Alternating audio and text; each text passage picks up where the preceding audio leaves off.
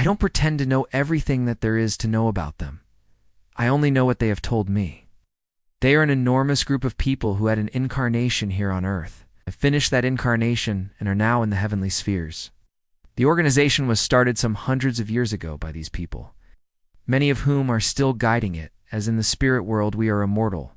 The very oldest are extremely wise, as they have been learning about spirituality for such a long time. There is a long chain of people, stretching from the oldest and wisest, down to people who have been in the spirit realms a lesser period of time, and are therefore less wise. Finally, we get down to the lowest point, which are people like me. I am incarnate on earth and, therefore, am the least wise and spiritual. The term white refers to levels of purity and has no connection to race or skin color.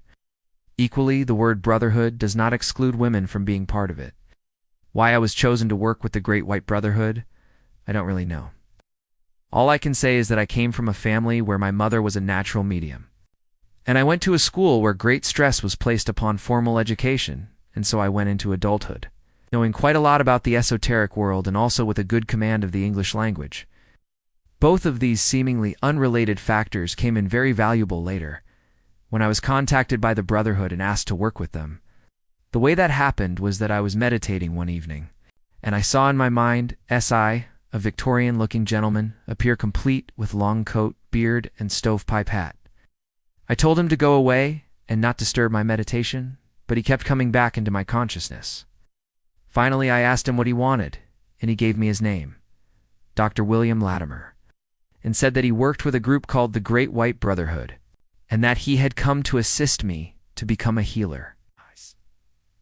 Asked him to furnish me with his personal details, date of birth, date of death, where he was educated, where he practiced medicine, and so on.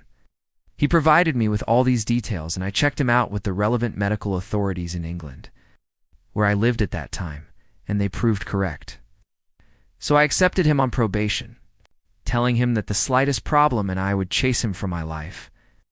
That was over 40 years ago, and never once has he or any of the other members of the Brotherhood ever put a foot wrong.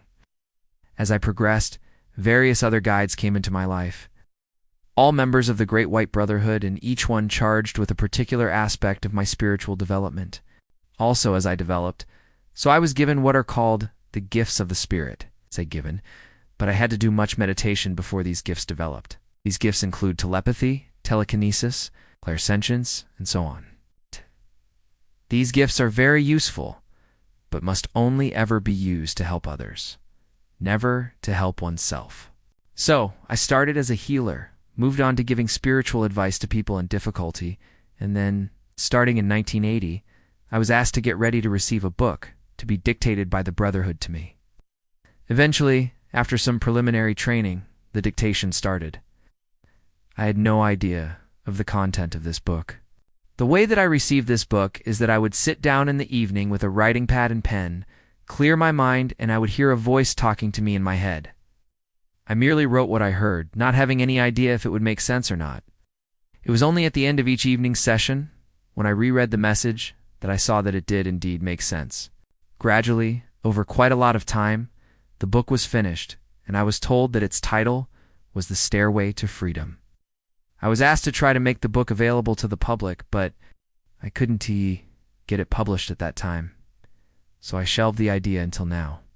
Thanks to the internet and thanks to help from various people, the book is available for free online as a talking book and as downloadable files in audio or written text, such as a PDF file.